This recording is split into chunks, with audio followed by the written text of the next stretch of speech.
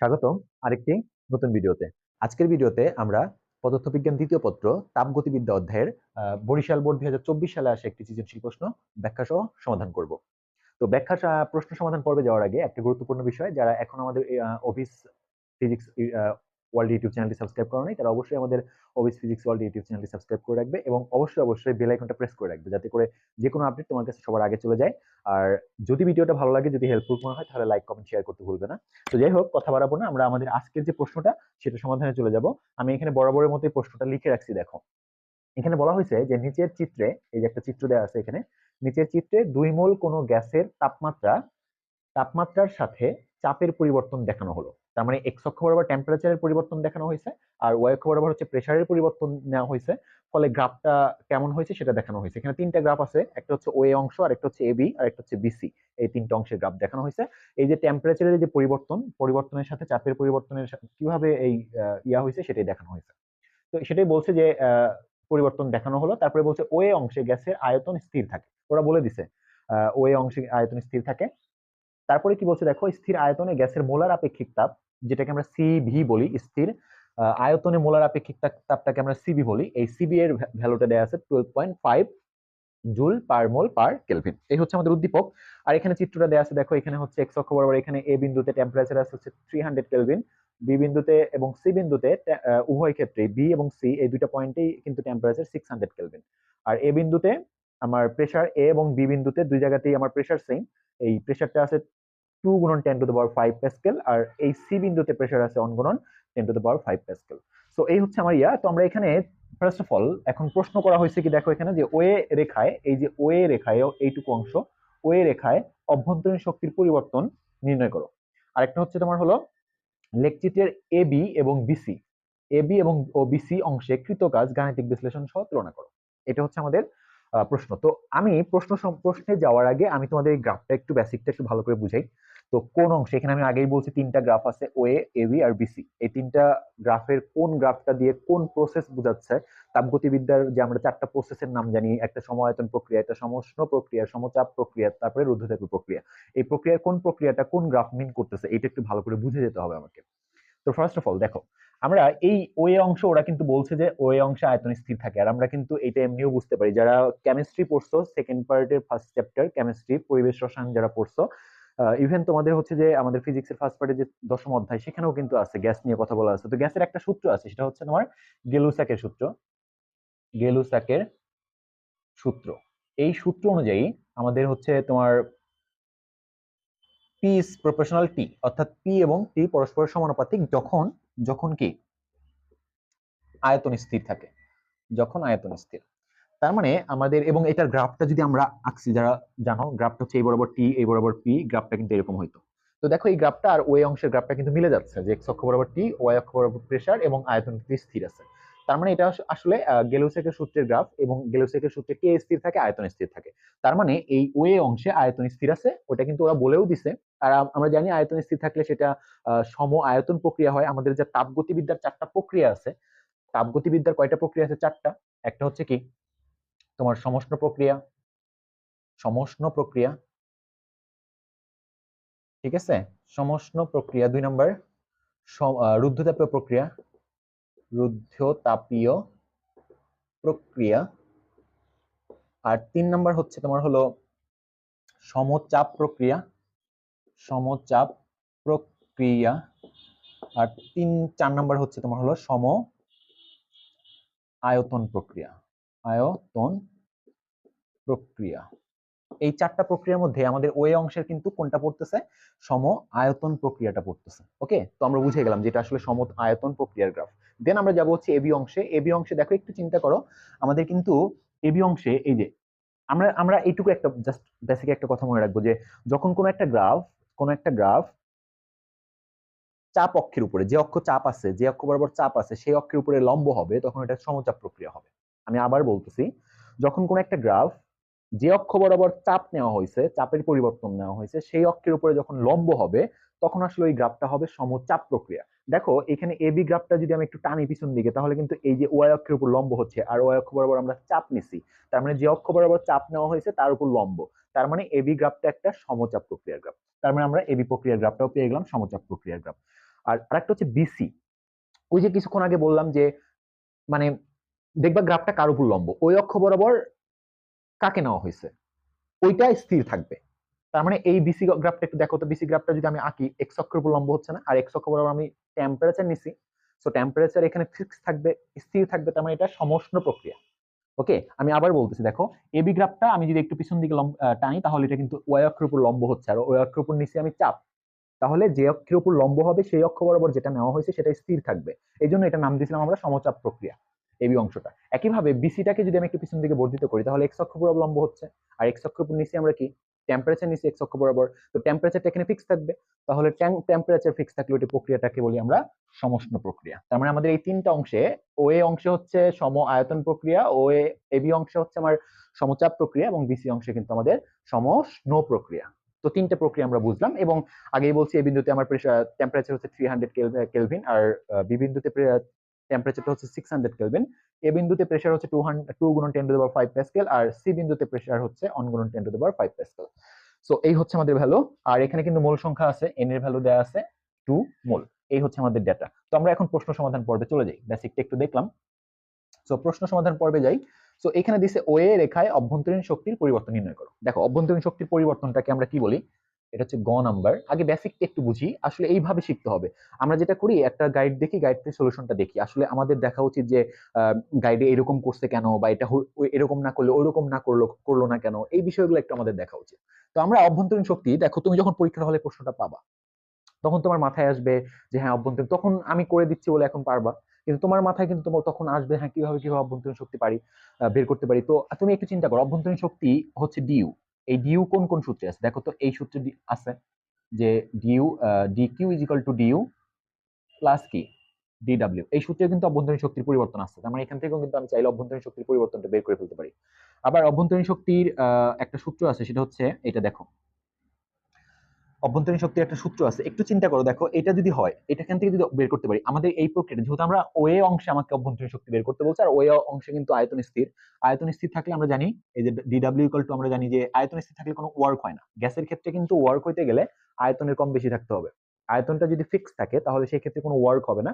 তার মানে আমাদের এই সূত্রটাকে, তাপগতিবিদ্যার যে প্রথম সূত্র, সেটা ছিল হচ্ছে DQ is equal to DU plus DW. এই সূত্রটাকে চাইলে আমি ডিডব্লিউটা বাদ দিতে পারি, DQ is equal to DU লিখতে পারি। আচ্ছা, সো ওকে, তার মানে আমরা কিন্তু ওয়ে অংশের জন্য, অর্থাৎ সম আয়তন প্রক্রিয়ার জন্য dQ is equal to dU এটা লিখতে পারি। আচ্ছা, আরেকটা দেখো, এই যে স্থির আয়তনে, যেহেতু এখানে আয়তন স্থির আছে, দ্যাটস ওয়াই স্থির আয়তনে যে মোলার আপেক্ষিক তাপ, সেটা ইকুয়াল টু তুমি কিন্তু লিখতে পারবে dQ is equal to CB equal to dQ by n dT. ঠিক আছে, এখান থেকে কিন্তু তুমি ডিকিউ ইকুয়াল টু লিখতে পারতেছো যে এন সিবি ডিটি। তার মানে ডিকিউ ইজ ইকুয়াল টু লিখতে পারতেছো এনসিবি ডিটি, আবার dQ is equal to dU. তো আলটিমেটলি আমি কি লিখতে পারবো, dU is equal to nCB dT. এটা কিন্তু অভ্যন্তরীণ শক্তির পরিবর্তন হিসেবে এখানে আমরা ব্যবহার করতে পারবো। আমরা সরাসরি এই সূত্র করতে পারবো না, এই সূত্রটা দেখো এই যে, তো হ্যাঁ এই যে এই সূত্র থেকে এখান থেকে সমান, এখান থেকে কিন্তু আমরা এখানে করতে পারবো। সো আমরা এখানে ডিইউ অর্থাৎ অভ্যন্তরীণ শক্তির পরিবর্তন এখানে আমরা লিখে ফেলি যে ডিইউ ইজ ইকুয়াল টু, সরাসরি তুমি চাইলে সরাসরি এটা লিখতে পারো, অথবা তুমি এইভাবে লিখতে পারো যে সম আয়তন প্রক্রিয়ার ক্ষেত্রে, সম আয়তন প্রক্রিয়ার ক্ষেত্রে, আমরা কি জানি, dQ is equal to dU. আচ্ছা, আবার CB is equal to dQ by n dT. So এখান থেকে আমি ডিকিউ ইজ ইকুয়াল টু লিখতে পারবো হচ্ছে তোমার হলো এন সিবি ডিটি, তাই না? সুতরাং হচ্ছে dU is equal to n CB dT, এটা লিখতে পারবো। ওকে, তো আলটিমেটলি এখন এখানে দেখো আমরা যদি ভ্যালুগুলো বসাই, এখানে একটু একটু দেখো, এন হচ্ছে আমাদের 2 মোল দেয়া আছে, তো 2 মোল ইনটু সিবির ভ্যালু কিন্তু আমাদের 12.5 দেয়া আছে। তো 12.5 কিন্তু আমাদের এই যেখানে দেয়া আছে এটা 12.5। ওকে, আর ডিটির ভ্যালুটা দেখো, আমাদের ডিটির হচ্ছে আমার ও এ, এই ও বিন্দু হচ্ছে মূল বিন্দু, এখানে টেম্পারেচারটা 0, আর এ বিন্দুতে টেম্পারেচার হচ্ছে 300। তার মানে পার্থক্যটা, ডিটির ভ্যালুটা হচ্ছে 300 মাইনাস 0। তো আলটিমেটলি আমরা যদি একটু ক্যালকুলেশনটা করি, এখানে কত পাবো আমরা দেখি। দেখো আমরা এখানে 2 গুণন হচ্ছে তোমার হলো,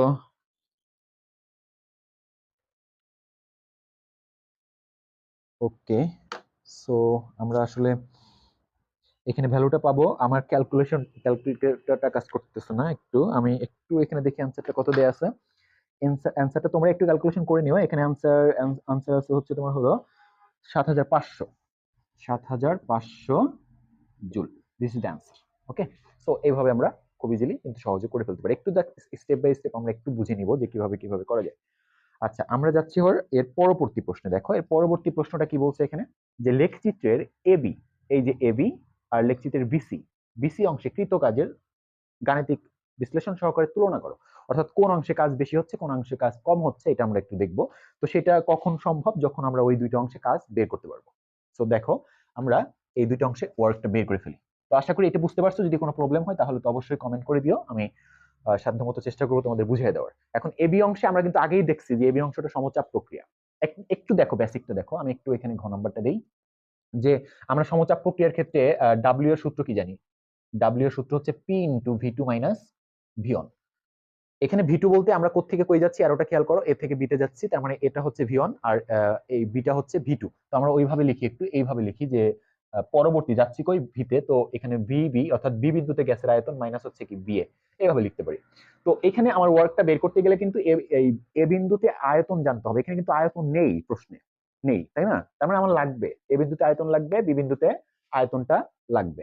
আচ্ছা, আবার আমি যখন এই যে বিসি অংশ ওয়ার্ক বের করতে যাব, আমি কিন্তু আগেই দেখাইছি তোমাদের প্রথম দিকে যে বিসি অংশটা একটা সমউষ্ণ প্রক্রিয়ার গ্রাফ। সো সমউষ্ণ প্রক্রিয়ার গ্রাফের ক্ষেত্রে আমরা ওয়ার্কটা কিন্তু এইভাবে বের করতে পারি যে n R T ln V two by V one. V two বলতে এখানে হচ্ছে আমি বি থেকে সিতে যাচ্ছি, তো সিটা হচ্ছে ভি টু, তার মানে এখানে ভি সি আর এখানে কি ভিএ। এরকম করে কিন্তু আমরা ওয়ার্কটা বের করে ফেলতে পারি। তো আলটিমেটলি আমি যদি ওয়ার্কটা বের করতে যাই, আমার এন এর ভ্যালু দেওয়া আছে, আমি আর জানি, টেম্পারেচার আমার এখানে জানা আছে, প্রত্যেকটা এ বিন্দুতে টেম্পারেচার 300, বি বিন্দুতে টেম্পারেচার 600 কেলভিন, সি বিন্দুতেও কিন্তু টেম্পারেচার 600 কেলভিন। তার মানে টেম্পারেচার নিয়ে আমাদের কোনো প্রবলেম নাই। বাট আমাদের যেটা প্রবলেম হচ্ছে ভিএ অর্থাৎ আয়তন, ভিবি, তারপরে ভিসি, এই তিনটা ভ্যালু কিন্তু আমাদের নাই। এই তিনটা ভ্যালু আমাদের ফার্স্ট অফ অল বের করতে হবে, এটা হচ্ছে কথা। তো এখানে আমরা আয়তনগুলো একটু বের করে নিই। দেখো, তো এখন একটু খেয়াল করো যে তুমি ভি বিন্দু, এই এ বিন্দুতে আয়তনটা কেমনে বের করবে, এইখানে একটু বুঝো যে আয়তনটা বের করার কিন্তু অনেক ওয়ে আছে। যেমন আয়তন বের করার ক্ষেত্রে আমরা এই যে এই সূত্র P one V one is equal to কি পি টু ভি টু, এই সূত্র অ্যাপ্লাই করতে পারি। তারপরে V one by T one is equal to কি V two by T two, এটাও অ্যাপ্লাই করতে পারি, তাই না? তারপরে হচ্ছে তোমার হলো P V equal to N R T, এটা ইউজ করতে পারি। বাট আমি কোনটা প্রিফার করবো ভালো? দেখো, এটা দিয়ে করা যাবে না, এটা আগে বলা গেছে, এটা এবি অংশটা হচ্ছে সমচাপ প্রক্রিয়া, এটা কিন্তু সমষ্ণ প্রক্রিয়ার ক্ষেত্রে অ্যাপ্লিকেবল, এটা হবে না এখানে। আবার এইটা কিন্তু সমচাপ প্রক্রিয়া, ঠিক আছে, এটা অ্যাপ্লাই করা যাইতে পারে।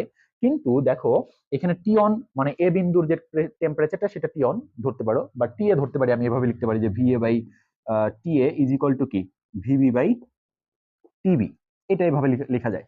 তো এ বিন্দুতে, এই এ বিন্দুতে আমার আয়তনটা বের করব আমি, কিন্তু এই ভিবি তো নাই, আমার তো ভি বিন্দুতেও আয়তন বের করা লাগবে। তো আসলে এই বি আর বিবি কোনোটাই নাই, কিন্তু টিএ এবং টিবি এই দুইটা কিন্তু আছে, 300 কেলভিন এবং 600 কেলভিন। সেই ক্ষেত্রে এই দুইটার ভ্যালু আছে, বাট আমার কিন্তু এই দুইটার মধ্যে একটাও নাই, দ্যাটস ওয়াই এখান থেকে কিন্তু করতে পারবো না আমি।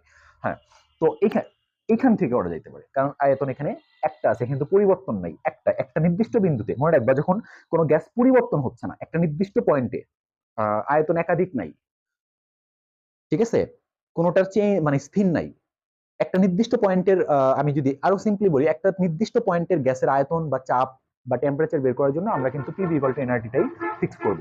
হ্যাঁ, তুমি বলবে এটা বুঝলাম না, কথাটা বুঝলাম না। আমি বলি তোমাকে, এ আর বি বিন্দু দুইটা মিলে আমি এই সূত্র প্রয়োগ করছি না, যে বি তার মানে আয়তন দুইটা আছে, টেম্পারেচার দুইটা আছে, এই সকল ক্ষেত্রে আমরা এই তোমার হচ্ছে সূত্রগুলো অ্যাপ্লাই করতে পারি, বয়েলের, চার্লসের, গেলুসেকের সূত্রগুলো। বাট আমি পিভি ইকুয়াল টু এনআরটি সূত্র সুবিধাটা কি, এটার একটা পয়েন্টে, একটা নির্দিষ্ট পয়েন্টের জন্য বের করতে পারি। সো আমার এই এ বিন্দুতে দেখো, এ বিন্দুতে আমার মূল সংখ্যা তো অলওয়েজ 2, তার মানে এখানে মূল সংখ্যাটা আছে। আর আমি মুখস্থ জানি এ বিন্দুতে টেম্পারেচার আছে 300, এ বিন্দুতে প্রেসার আছে হচ্ছে তোমার হলো আছে, সব কিন্তু দেয়া আছে। এখান থেকে কিন্তু আমি চাইলে আয়তনটা বের করে ফেলতে পারবো। তো সবচেয়ে বেস্ট হবে আমাদের পিভি ইকুয়াল টু এনআরটি দিয়ে করে ফেলা। সো আমরা প্রথমে P A V A is equal to N R T A, এখান থেকে আমি ভি এটা বের করব। তো এখানে হবে n R T A divided by P A. তো সব ভ্যালু বসাও, 2 ইন্টু 8.316, 8.316 ইন্টু টেম্পারেচার এখানে কত 300 ডিভাইডেড বাই পি এর ভ্যালু কত 2 ইন্টু 10⁵। তো এই ভ্যালুটা কত আসে দেখো, এই ভ্যালুটা ওই যে আগেই বলছি যে ক্যালকুলেটরটা আমার কাজ করছে না। তো আমি এখানে অ্যান্সারটা একটু দেখি যে ওদের কত আছে। আনসারটা এখানে আসছে 0.02493, 0.02493 মিটার কিউব। একইভাবে আমি বি বিন্দুতে যখন আয়তন বের করবো তখন কিভাবে লিখবো, এভাবে PB VB equal to N R TB. এখান থেকে বিবি যদি আমি বের করি তাহলে হবে n R TB divided by তোমার হচ্ছে পিবি। সো এখানেও ভ্যালু বসাও, এখানেও কিন্তু সব ক্ষেত্রেই টোটাল গ্যাসের মোল সংখ্যা হচ্ছে 2, তাহলে 2। আর আর এর ভ্যালু তো আমরা জানি, এসআই এককের ভ্যালু হচ্ছে 8.316, আর টেম্পারেচার এখানে কত, বিবিন্দুতে টেম্পারেচার হচ্ছে 600, তাহলে 600 বসায় দাও ডিভাইডেড বাই এইখানে প্রেসার হচ্ছে ওই আগেরটাই 2 গুণন 10⁵। তো এটা কত হবে 0.04986 মিটার কিউব এখানে আয়তন। ওকে, আচ্ছা এরপর দেখো আমরা মিটার কিউব নিচ্ছি কারণ এখানে প্যাসকেলে বসাইছি, এসআই এককে বসাইছি, টেম্পারেচারটা এসআই এককে বসাইছি। একইভাবে এই সি বিন্দুতে আমরা লিখতে পারি কি, দেখো এই VC is equal to N R TC divided by PC. তো এইখানে কিন্তু আমরা চাইলে এই যে এন এর মান 2 আর আর এর মান হচ্ছে 8.316 ইনটু টিসির ভ্যালু কত 600, ঠিক আছে, ডিভাইডেড বাই এইখানে পিসি তে চাপ কত দেখো 1 গুণন 10⁵। এইটা আসবে 0.099 তোমার হচ্ছে যে 72 মিটার কিউব। তার মানে এই যে একটা আয়তন পেলাম ভিসি, এই যে একটা আয়তন পেলাম হচ্ছে ভিভি, আর এই একটা আয়তন পেলাম আমরা ভিএ। আমাদের কিন্তু এই তিনটা আয়তন দরকার ছিল। তো আমরা এখন আয়তনগুলো বের করার পাওয়ার পরে আমরা কিন্তু এখন আমার এই এবি অংশের কাজটা বের করে ফেলতে পারি। ডাব্লিউ ইকুয়াল টু কি, আমরা জানি P into V V minus VA এটা। তো পি এর ভ্যালু এখানে কত 2 গুণন 10⁵ ইন্টু ভিভির মান হচ্ছে, দেখো এই যে ভিভির মান হচ্ছে 0.04986 মাইনাস 0.02, তারপরে হচ্ছে তোমার 493 এত। তো এখান থেকে আমি একটু একটু জাস্ট ওয়ার্কটা এখানে কত আসে, ওয়ার্কটা আসে হচ্ছে 4986 জুল আসে। ওকে, আচ্ছা আবার দেখো আমার এখন কিন্তু সমষ্ণ প্রক্রিয়া, অর্থাৎ এটা হচ্ছে এবি অংশের কৃতকাজ। একইভাবে আমি বিসি অংশে কৃতকাজ বের করবো। আগেই বলছি আমরা যে বিসি অংশটা হচ্ছে একটা সমষ্ণ প্রক্রিয়ার গ্রাফ। তো অংশে কৃতকাজটা কেমন হবে, কৃতকাজ হবে হচ্ছে তোমার হলো, এটা হচ্ছে ডাব্লিউ এবি দিলাম আমি, আর এখানে দিলাম ডাব্লিউ বিসি। তো এটা হচ্ছে n R T ln VC by VB. তো দেখো এন হচ্ছে 2 মোল, আর হচ্ছে 8.316 ইন্টু তাপমাত্রা হচ্ছে এখানে সি বিন্দুতে তাপমাত্রা কত 600 kelvin, 600 kelvin into ln VC হচ্ছে কত, এখানে ভিসির আয়তনটা পাইছি হচ্ছে 0.09972। ওকে, আর ডিভাইডেড বাই এখানে ভিবির আয়তন ছিল হচ্ছে 0.04986। তো এটা ক্যালকুলেশন করলে কত আসবে, দেখো এইটা ক্যালকুলেশন করলে আসে হচ্ছে তোমার হলো 6912.06 জুল। তার মানে আমাদের কিন্তু এখানে পাচ্ছি প্রায় 5000-এর কাছাকাছি, আর এখানে কিন্তু 6000-এর উপরে 7000-এর কাছাকাছি। তার মানে আমাদের কিন্তু ডাব্লিউ বিসি যেটা, অর্থাৎ এইখানে কিন্তু ওয়ার্কটা বেশি হচ্ছে। সো আমাদের এটা হচ্ছে তুলনা করতে বলছিল যে কোথায় তুলনা করো গাণিতিকভাবে, আমরা ম্যাথ করে দেখলাম যে এই বিসি অংশের কাজটা বেশি হয়। ওকে, সো এই হচ্ছে ঘটনা। আশা করি বেসিক বিষয়টা এইভাবে বুঝে বুঝে করতে পারবা। আমাদের চ্যানেলটা অবশ্যই সাবস্ক্রাইব করে রাখবে, কারণ এখানে সব প্রশ্নের ব্যাখ্যা সহ সমাধান এভাবে দেওয়া হবে, এবং এভাবে ব্যাখ্যা সহকারে তুমি যদি সমাধানগুলো করতে পারো, আমি বলবো যে কোনো একটা চ্যাপ্টারের 15 থেকে 20টা প্রশ্ন যদি খুব ভালোভাবে এরকম ব্যাখ্যা সহ তুমি সমাধান করতে পারবো, দেখবা যে ওই চ্যাপ্টারটা তোমার অনেকটা কন্ট্রোলে চলে আসছে। তো এইভাবে ব্যাখ্যা সহ সমাধান করতে গেলে আমাদের এই চ্যানেলের সাথে থাকতে হবে, চ্যানেলটা অবশ্যই সাবস্ক্রাইব করে রাখতে হবে, আর বেল আইকনটা প্রেস করে রাখতে হবে। আর যদি ভালো লাগে ভিডিওটা অবশ্যই লাইক কমেন্ট শেয়ার করতে কিন্তু ভুলবে না। তো দেখা হচ্ছে পরবর্তী ভিডিওতে, সে পর্যন্ত সবাই ভালো থাকো, আল্লাহ হাফেজ।